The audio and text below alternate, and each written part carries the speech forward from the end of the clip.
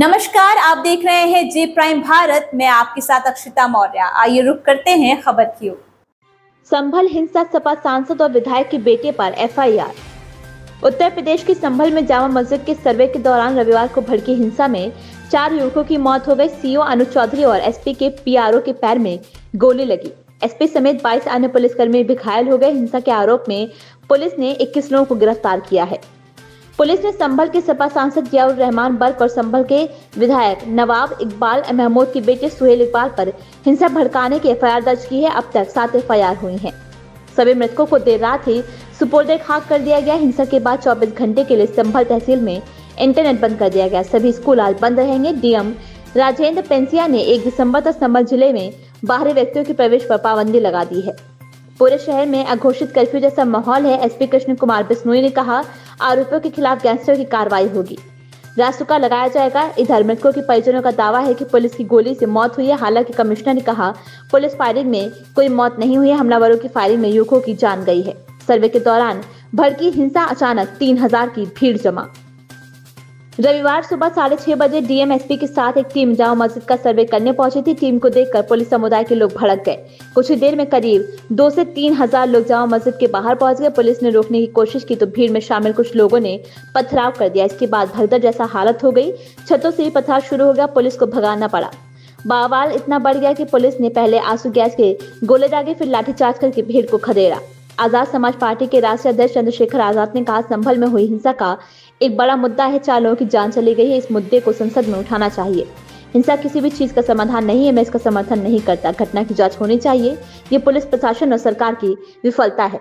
राहुल ने एक्स पर लिखा, संभल पर राज्य सरकार का पक्षपात और जल्दबाजी भरा रवैया बेहद दुर्भाग्यपूर्ण है। हिंसा और फायरिंग में जिन्होंने अपने को खोया है, उनके प्रति मेरी गहरी संवेदनाएं हैं। मैं सुप्रीम कोर्ट से इस मामले में जल्द से जल्द हस्तक्षेप कर न्याय का अनुरोध करता हूं। हमें सुनिश्चित करना है कि भारत सांप्रदायिकता और नफरत नहीं, एकता और संविधान के रास्ते पर आगे बढ़े।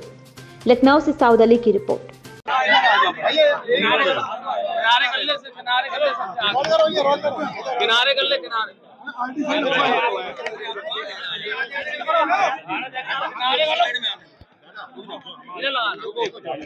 इनकी मैक्सिमम एक्सपायरी होती है 2 साल होती है।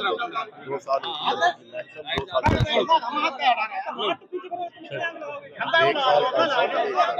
एक मिनट चुप रहे भैया।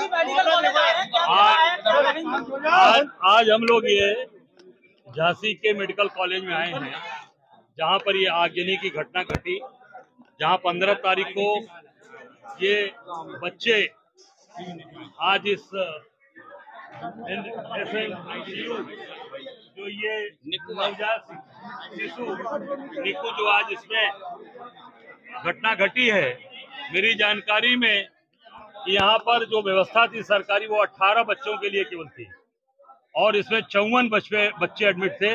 बाद में यहाँ के प्रशासन ने 49 बच्चों को की बात डिक्लेयर की है। जब 18 बच्चों की जगह है तो वहाँ 49 बच्चे कैसे एडमिट हो गए? शॉर्ट सर्किट का मूल कारण ये हो सकता है कि एक प्लग में 2-2 वेंटिलेटर मशीनें लगाई गई थी या एक्स्ट्रा मशीनों को जोड़ा गया, जिससे कि वो पूरी तरीके से स्विच पे और ओवरलोडिंग हुई और स्विच वो प्लग जल गया। क्योंकि जब एक प्लग में आप 2-2 मशीनों को जोड़ोगे, 3-3 जोड़ोगे, तो निश्चित है कि वहाँ शॉर्ट सर्किट होगी। 18 की व्यवस्था है, आप 54 के और 49 बच्चों को अपने यहाँ पे एडमिट किया हुआ है। आप देख सकते हैं कि पूरी तरीके से यहाँ सरकार फेल है। मेडिकल कॉलेज के अंदर अव्यवस्था है और जो हमारा साथी याकूब मंसूरी जो यहाँ बगल में खड़ा है, जिसने अपने 2 बच्चियों को खो दिया, पर यहाँ पे बच्चों को अंदर इसने बचाया। और एक जो आपका यहाँ का कर्मचारी पुष्पेंद्र यादव, एक सिस्टर हैं जेम्स, जिन्होंने बचाया। मैं समझता हूँ कि वो एक फरिश्ते के रूप में यहाँ काम किए। मैं निश्चित तौर से बधाई देना चाहता हूँ। सरकार से एक मांग करना चाहता हूँ कि इनको जो बच्चे जो मरे हैं, जो घायल हैं, उनका समुचित इलाज कराया जाए। उनकी आर्थिक सहायता कम से कम उनके परिवार को 25-25 लाख रुपए, और जिन्होंने इन बच्चों को बचाने का काम किया है उनको एक ब्रेवरी अवार्ड, और इनको कम से कम 50-50 लाख रुपए इनको मिलने चाहिए, जिन्होंने अपने बच्चे को भी खोया, अपने बच्चों की परवाह न करते हुए आज पूरी तरीके से बाकी बच्चों को वहां पर सबको बचाया और कहीं पर भी उन्होंने भेदभाव नहीं किया। मैं समझता हूं कि ये निश्चित तौर से मैं इनको बधाई देता हूं कि और पूरे देश की जनता, पूरे प्रदेश की जनता शुक्रगुजार रहेंगी। अध्यक्ष जी, लगातार जांच पे जांच चल रही है, लेकिन तो रिजल्ट किसी की जिम्मेदारी अभी तक देखिए, मैं इतना ही कहना चाहूंगा, मैंने भी हमें पता चला कि अभी तक एफआईआर नहीं हुई है। एफआईआर तत्काल होनी चाहिए, क्योंकि जब एफआईआर आप अज्ञात पे करिए, जिसपे भी करना, जो लोग ड्यूटी पे उसमें लगे हों, जो इंचार्ज हों उस समय के, उस समय के इंचार्ज यहाँ बैठे होंगे, उनके ऊपर एफआईआर होनी चाहिए। मेडिकल कॉलेज के जो यहाँ के प्राचार्य हैं, और कई साल से मैं मेरी जानकारी में ये लोग कई साल से यहाँ पर टेम्परेरी के रूप में काम कर रहे हैं। परमानेंट जो सरकार परमानेंट प्राचार्य नहीं नियुक्त कर पा रही है, परमानेंट कोई डॉक्टर नहीं बना पा रही है, तो सरकार पूरी तरीके से मेडिकल से लेकर सारी चीजों से जिम्मेदारी तय नहीं हो पा रही, तो क्या लीपापोती की जा रही है? बिल्कुल लीपापोती हो रही है। 15 तारीख की घटना है। आज मैं जहाँ तक, आज क्या तारीख हो गई, आज आपके 24 तारीख हो गई। आज 10 दिन होने जा रहा है, 9 दिन। आज 9 दिन में अभी तक एफआईआर नहीं हुई। छोटी सी घटना मैं आपको बता दूं, छोटी सी एक घटना घटी थी गौरीगंज में, अमेठी में।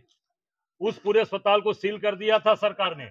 यही ब्रजेश पाठक थे, इन्होंने पूरी तरीके से गौरीगंज हॉस्पिटल को सील कर दिया था, जिसको माननीय उच्च न्यायालय के आदेश से हम लोगों ने, हमारे कार्यकर्ताओं ने उसको फिर रिलीज कराया। छोटी सी घटना पे आज इतनी बड़ी घटना घट गई, अभी तक कुछ नहीं हो रहा है।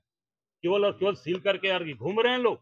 मैं समझता हूँ कि तत्काल उनके ऊपर बड़े, जितने भी इस तरह के लोग, उन पर एफआईआर करके उन पर कार्रवाई करनी चाहिए, उनको जेल भेजना। अगर नहीं होता है तो कांग्रेस इसमें क्या होगा? निश्चित तौर से आज मैं प्रदेश अध्यक्ष के रूप में, हमारे सांसद तनुज पुनिया जी, हमारे यहाँ के पूर्व मंत्री जी, हम सब लोग यहाँ, रिचारिया जी और हमारे सभी लोग यहाँ आए हैं, हमारे साथी, हम सब लोग, दीपक जी, सब लोग ये तय किए, अगर ये नहीं होगा तो कांग्रेस सड़क उतर के आंदोलन करेगी, और निश्चित तौर से हम बच्चों को न्याय दिलाने का पूरा प्रयास करेंगे। अध्यक्ष जी, भरपूर संसाधन है मेडिकल कॉलेज में, इसके बाद जो बच्चे रेस्क्यू किए गए उनका इलाज प्राइवेट नर्सिंग होम में कराया जा रहा है, तो क्या उन्हें प्रमोट किया जा रहा है? देखिए, ये पूरी तरीके से, जहाँ तक मेरी जानकारी है, कि यहाँ प्राइवेट हॉस्पिटल भी चला रहे हैं लोग, यहाँ पर नौकरी भी कर रहे हैं और प्राइवेट हॉस्पिटल भी चला रहे हैं मेरी जानकारी में।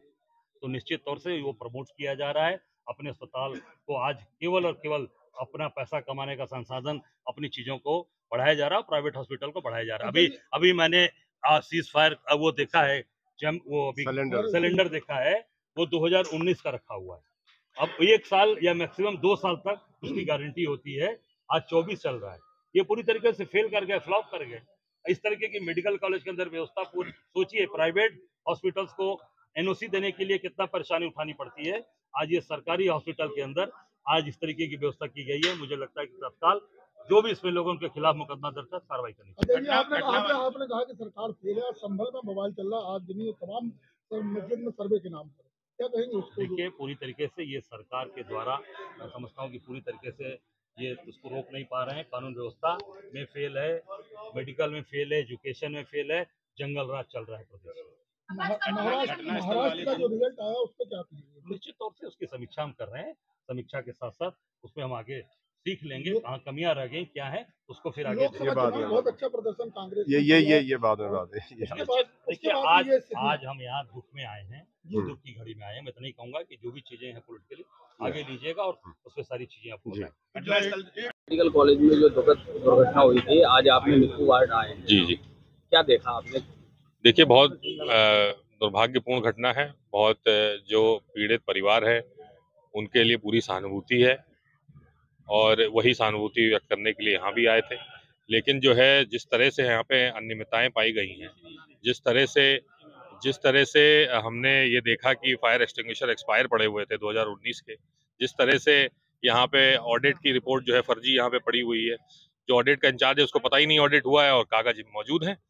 जिस तरह से फर्जीवाड़ा कागजी कार्रवाई पूरी यहाँ चल रही है, भ्रष्टाचार फैला हुआ है, डॉक्टरों के जो है प्राइवेट अस्पताल है खुद के, जहाँ पे रेफर कराया जा रहा है, तो ये एक बहुत ही दुर्भाग्यपूर्ण बात है और इसकी पूरी तरह जांच होनी चाहिए और जल्द ही कार्रवाई होनी चाहिए। 9-10 दिन अब होने को है और कार्रवाई नहीं हुई है, इससे बड़ा दुर्भाग्यपूर्ण बात क्या होगी? 12 घंटे के अंदर जांच रिपोर्ट यहाँ से स्थानीय स्तर से भेजी गई, उसमें क्लीन चिट दी। वही लखनऊ से टीम आई, उन्होंने क्लीन चिट दी है।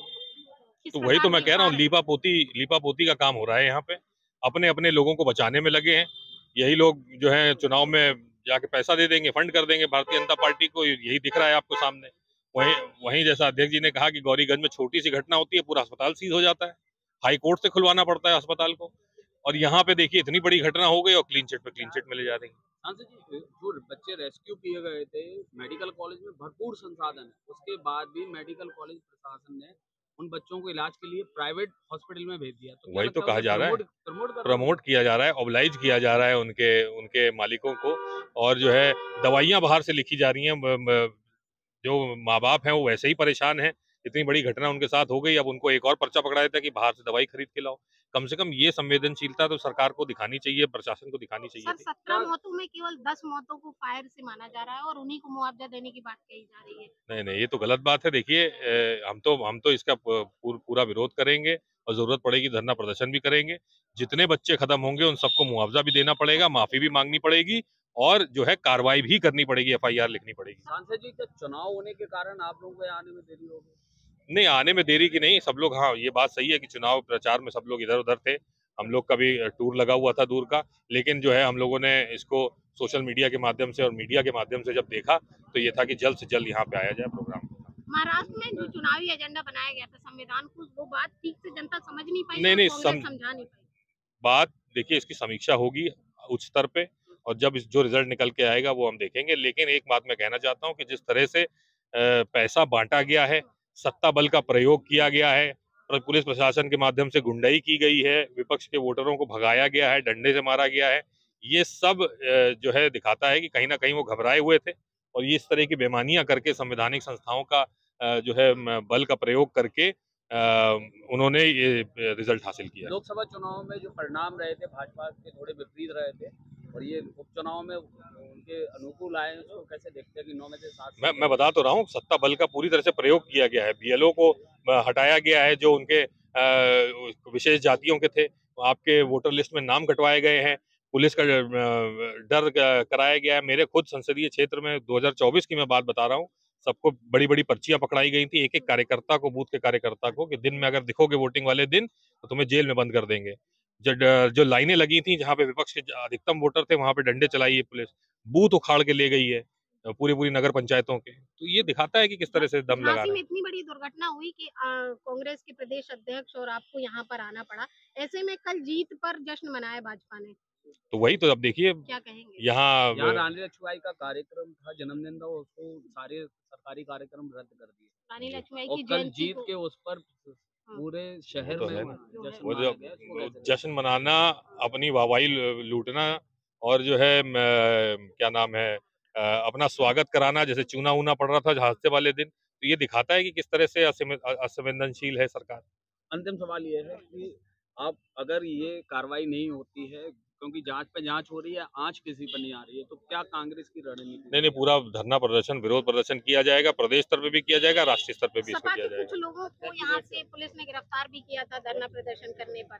वो तो सरकार का काम है, सरकार तो विपक्ष के ऊपर बरसती है। सरकार से नतीजे आए हैं उत्तर प्रदेश में, बाई इलेक्शन के जो रिजल्ट आए हैं, तो क्या मानेंगे फॉर्मूला हिट हो गया क्या इनका? फॉर्मूला हिट होने की बात नहीं है, ये सीधे जो है सत्ता का बल और पैसे का प्रयोग करके इन लोगों ने अपना जीत हासिल की है। जिस तरह से आपने खुद ही वीडियो देखे होंगे, इतने लीक हो रहे थे भारतीय जनता पार्टी, कितने पैसे पकड़े जा रहे हैं, तो ये सीधे घूस दे करके एक तरह से वोट खरीदने की प्रक्रिया। महाराष्ट्र के हालात जो हैं, वही महाराष्ट्र की बात में होगा। जैसे राहुल गांधी को काफ़ी यूथ के रूप में प्रयोग किया जाता रहा है, और लोकसभा चुनाव में महाराष्ट्र में बहुत अच्छा रिजल्ट रहा है, अच्छा प्रदर्शन रहा वहाँ पे, लेकिन अब 4 महीने बाद ये स्थितियाँ बन गई, तो क्या मानते हैं इसमें? इस पे विचार होगा, हाईकमान जो है हमारा विचार करेगा, समीक्षा करेगा, और जो रिजल्ट निकलेगा उसको अवगत कराया जाएगा। संभल में एक मस्जिद का सर्वे चल रहा है, उसको लेकर देखिए, ये भारतीय जनता पार्टी जो है उसका एक ही एजेंडा है, हिंदू मुस्लिम करो। आप खुद ही कहा कि जो है कटोगे तो कटोगे, तो इनका एजेंडा ही एक ही है, और दूसरा है वोट खरीदने का। बस ये इन्हीं दोनों में ये आजकल सफल है, लेकिन समय आएगा, लोग जागरूक हो रहे हैं धीरे धीरे। और संभल में जो बवाल चल रहा है, जो उसके बहुत निंदा करते हैं उस बवाल पे।